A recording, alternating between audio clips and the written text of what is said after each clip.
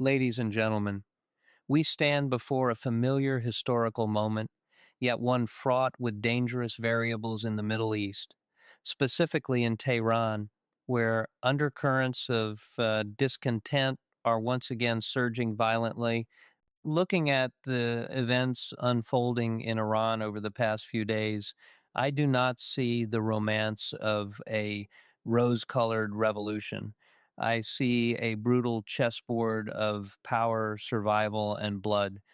The history of this region has taught me a costly lesson. Totalitarian regimes, when backed into a corner, become their most dangerous, most ruthless, and most unpredictable.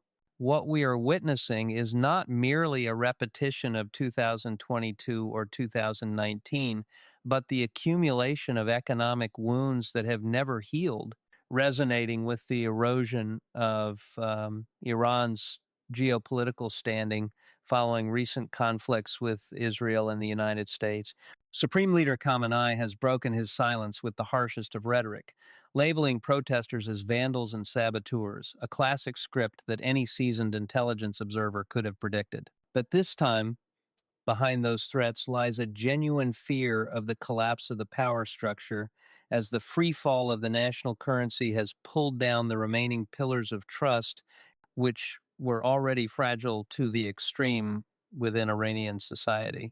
The cold, hard truth we must face right now is that the regime in Tehran will never back down simply because of diplomatic pressure or condemnations from the West, because for them, this is an existential, zero-sum war.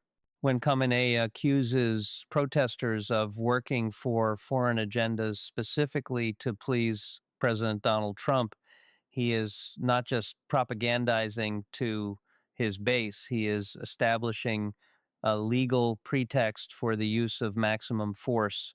We have heard intelligence reports and news from the ground indicating that security forces are not just using tear gas or batons.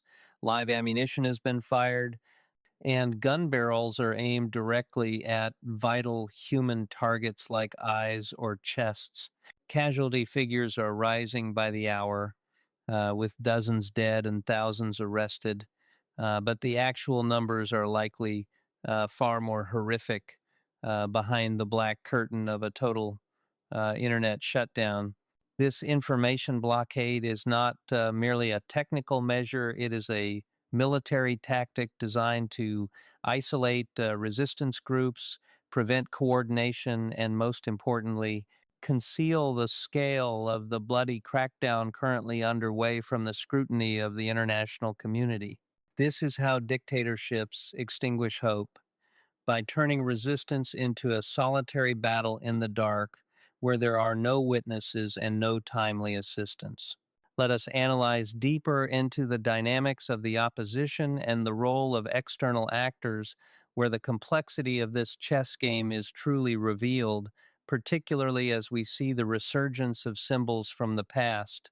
The appearance of the lion and sun flag, the symbol of pre 1979 Iran on the streets, is not mere nostalgia. It is a radical rejection of the current Islamic Republic's legitimacy. The call from Reza Pahlavi, the son of the late Shah, has created a certain spiritual anchor for a movement that inherently lacks a unified leadership structure. But we must be extremely cautious when assessing the potential to translate street support into actual institutional change. The verbal intervention of President Donald Trump with stern warnings that the United States will respond if Iran shoots protesters is a sharp double-edged sword in this sensitive context. On one hand, it provides immense morale to those risking their lives on the streets. On the other, it provides perfect fuel for Tehran's propaganda machine to paint this protest as a plot of foreign interference, thereby justifying the most brutal repressive measures in the name of defending national sovereignty. We must not be naive enough to believe that a few tough statements will cause the Islamic Revolutionary Guard Corps to lay down their arms. for their fate is inextricably tied to the existence of this regime, and they have no way out. Another key factor we must dissect is the unprecedented vulnerability of the Iranian security apparatus following the geopolitical upheavals of the past year, which has made them more sensitive and prone to overreaction than ever before. The conflict with Israel and the blows dealt to Iran's proxy forces in the region have weakened the image of invincibility that Tehran has tried to cultivate for decades, creating cracks right within the heart of the power apparatus. When the Iranian people see their government's inability to protect national interests and stabilize the economy, fear is gradually replaced by anger, and that is when the regime feels most threatened. The Tehran administration's announcement of capturing Mossad agents or accusing hostile forces of infiltrating the protest crowds is a desperate attempt to divert attention, but it also reflects a genuine anxiety about deep intelligence penetration.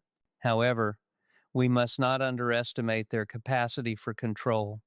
Even if weakened, the suppression machine, including the police, the Basij, and plainclothes units, remains a tightly organized mechanism ready to crush any opposition with unlimited violence. Reports of protesters throwing stones at police or setting fire to government buildings show that desperation has reached its peak, but in a direct confrontation of force, unarmed civilians are always the ones to pay the highest price with their own lives. Looking at a pragmatic prescription for this situation, we must admit that there is no silver bullet that can immediately resolve the crisis in Iran without causing catastrophic consequences. Condemnations from the leaders of France, Germany, and the UK are morally necessary, but strategically, they have very little practical impact on the calculations of Khamenei and his generals.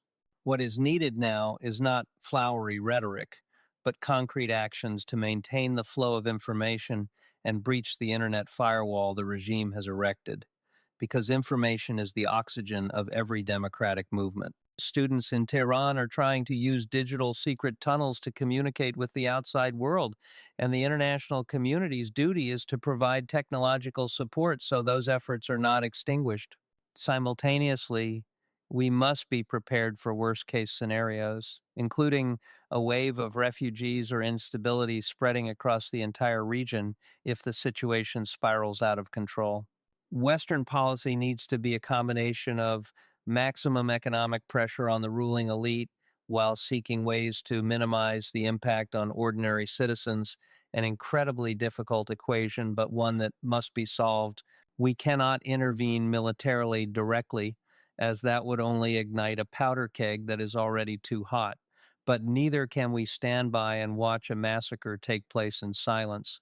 Ultimately, the burden of all these political and strategic calculations, as always, falls upon the shoulders of innocent civilians, those who are yearning for freedom and a decent life. The images of young people, university students, and artists like the 25-year-old woman in Tehran, facing motorcycles, charging into crowds, and bullets aimed at their eyes, are a painful reminder of the price of freedom. They are not pawns on the chessboard of great powers. They are flesh and blood human beings fighting for their own future. And every miscalculation by world leaders, whether it be indifference or ill-conceived incitement, can cause more of their blood to be spilled. The responsibility of a leader or a conscientious observer is never to forget the human element behind the cold intelligence reports. This fight may be prolonged, the regime may not collapse tomorrow, but the flame that has been lit in the heart of Iranian society cannot be extinguished, and our mission is to ensure that the world does not turn its back when darkness engulfs the streets of Tehran, Mashhad, or Zahedan. That is the imperative of conscience, walking hand in hand with the cold clarity of reason.